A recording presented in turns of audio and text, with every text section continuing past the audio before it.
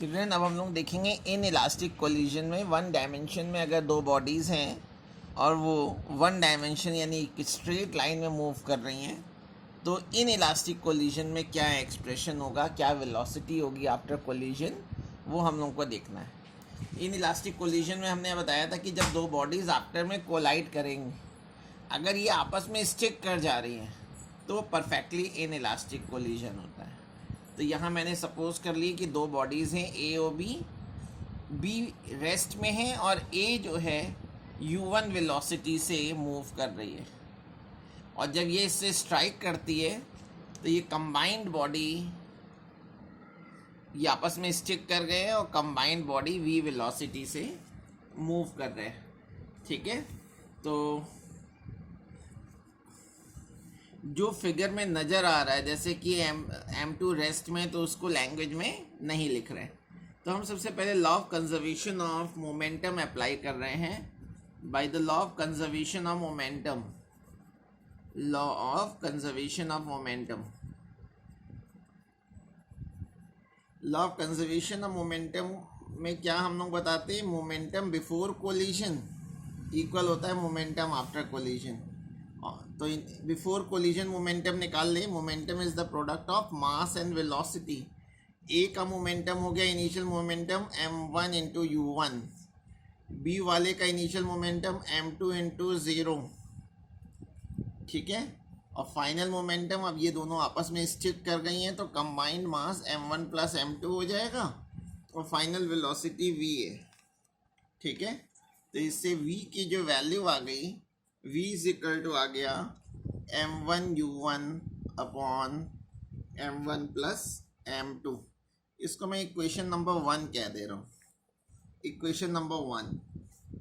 अब कोलिजन से पहले जो काइनेटिक एनर्जी होगी और कोलिजन के बाद जो काइनेटिक एनर्जी है, इसमें मैं निकालने जा रहा हूँ कि कोलिजन के बाद कितनी इलास्टिक कोलिजन में काइनेटिक एनर्जी में लॉस होता है। देयरफॉर अगर मुझे लॉस इन काइनेटिक एनर्जी निकालना है, loss in kinetic energy on collision, जब ये दो बॉडीज आपस में कोलाइड कर रही हैं तो काइनेटिक एनर्जी कितनी लॉस हो रही है, तो इनिशियल काइनेटिक एनर्जी में से फाइनल काइनेटिक एनर्जी को सब्ट्रैक्ट कर देंगे। तो इनिशियल काइनेटिक एनर्जी बस इसी की होगी, इसकी तो वेलोसिटी 0 है, तो ये हो गया हाफ m1 u1 स्क्वायर, ये इनिशियल काइनेटिक एनर्जी, और फाइनल काइनेटिक एनर्जी हो जाएगा हाफ, ये कंबाइंड सिस्टम बन जाएगा तो m1 plus m2 into v square. V square की वैल्यू मैं इक्वेशन 1 से पुट कर दे रहा हूँ। वी स्क्वायर की वैल्यू इक्वेशन 1 से मैंने सब्स्टिट्यूट कर दिया, तो हाफ m1 प्लस m2, जब इसका स्क्वायर करेंगे तो आ जाएगा m1 square u1 square upon m1 plus m2 whole square. इससे मैंने इक्वेशन 1 का यूज़ कर लिया, तो एक पावर इसकी कैंसिल हो गई।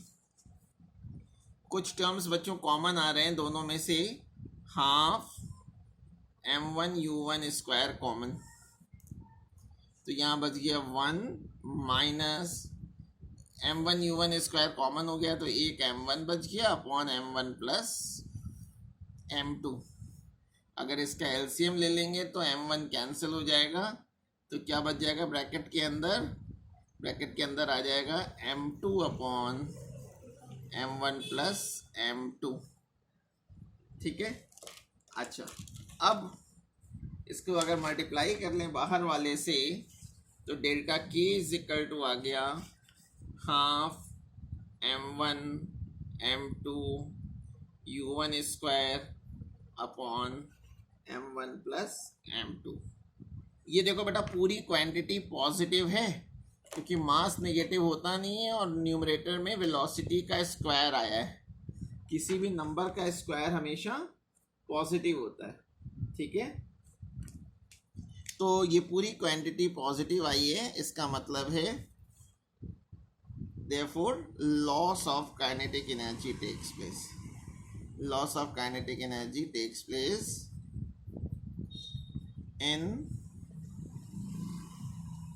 a perfectly inelastic collision, in a perfectly in elastic collision, ठीक है। और यही शो करना होता है कि इन इलास्टिक कोलिजन में कि काइनेटिक एनर्जी का लॉस हो रहा है। अगर यही सपोज कर लीजिए कि कोलिजन इलास्टिक हो तो क्या होगा। जैसे अभी यहाँ इन इलास्टिक कोलिजन को देखा है, अब हम लोग परफेक्टली इलास्टिक कोलिजन को देख रहे हैं। Perfectly elastic collision, perfectly elastic collision में क्या होगा चिल्ड्रन कि बॉडी स्टिक नहीं करेगी, ठीक है, बॉडी स्टिक नहीं करेगी और काइनेटिक एनर्जी और मोमेंटम दोनों कंजर्व रहेगा। तो अगर मैं law of conservation of momentum apply करूं, by law of conservation of momentum, by law of conservation of momentum, momentum before collision यानी m1u1 प्लस m2u2, m2 वाली बॉडी रेस्ट में है, ये हो जाएगा m1v1 प्लस m2v2, ठीक है। तो यहाँ से एक इक्वेशन आ गई, m1u1 is equal to m1v1 plus m2v2। इसको मैं इक्वेशन नंबर 1 कह दे रहा हूँ।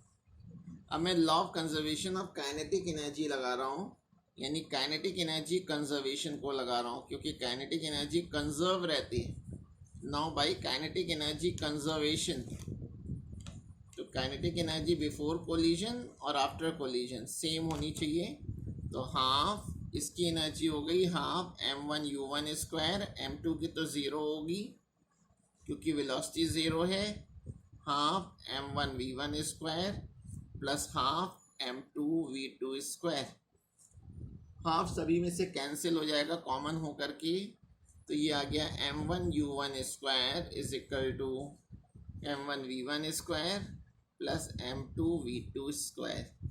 ये सेकेंड इक्वेशन हो गई। अब चिल्ड्रन इक्वेशन नंबर 1 और 2 में से मैं m2 को एलिमिनेट करना चाह रहा हूँ। तो m2 को एलिमिनेट करना है तो मैं इस टर्म को कैंसिल करना चाह रहा हूँ।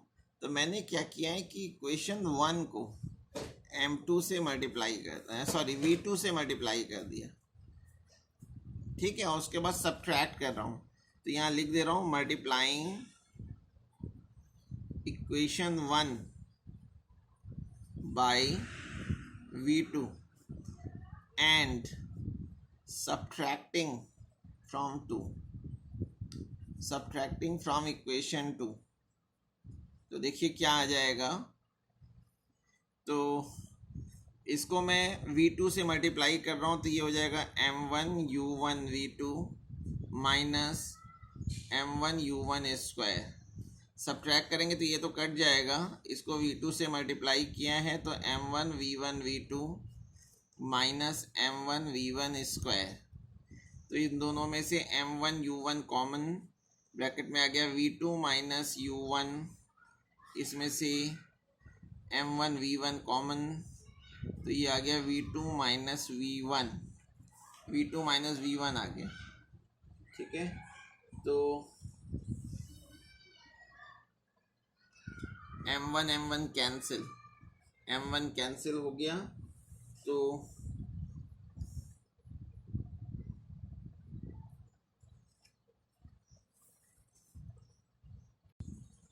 अब मैंने इसका ब्रैकेट खोल दिया है, u1 से अंदर मल्टीप्लाई कर दिया, और मल्टीप्लाई करने के बाद ये जो v2 वाले टर्म्स हैं इनको एक तरफ ले आ रहा हूँ। v2 u1 minus v1 v2 is equal to u1 square minus v1 square. इनसे v2 मैंने कॉमन लिया तो ये आ गया u1 minus v1 is equal to, इसका फैक्टर कर ले रहा हूँ u1 plus v1, u1 minus v1, u1 minus v1 दोनों तरफ से कैंसिल, तो v2 इज इक्वल टू आ गया u1 प्लस v1। इसको मैं इक्वेशन नंबर 3 कह दे रहा हूँ, ठीक है। अब इक्वेशन, तो ये v2 की वैल्यू इक्वेशन 3 से मैं इक्वेशन 1 में पुट करने जा रहा हूँ। Put v2 from 3 in equation 1, तो देखिए क्या आ जाएगा, ये m1 u1 is equal to M1 V1 plus M2 V2 की जगह आपने रख दिया U1 प्लस V1। तो अगर मैं यहाँ से V1 की वैल्यू निकालूँ बच्चों, V1 की वैल्यू निकालूँ इधर उधर ले जा कर के, तो ये आ जाएगा M1 minus M2 upon M1 plus M2 into U1। ये आ गया है V1 की वैल्यू आ गई। और ये V1 की वैल्यू अगर मैं इक्वेशन 3 में पुट कर दूं, अगर ये V1 की वैल्यू इक्वेशन 3 में पुट कर दूं, तो देखिए क्या आएगा V2 की वैल्यू।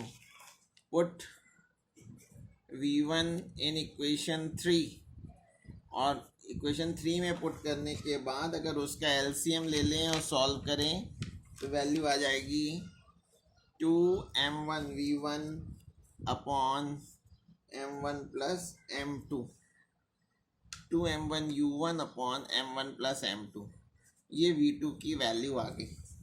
ठीक है, इसमें अब इसके कुछ स्पेशल केसेस होंगे जिसको कि हम लोग 4th लेक्चर में पढ़ेंगे।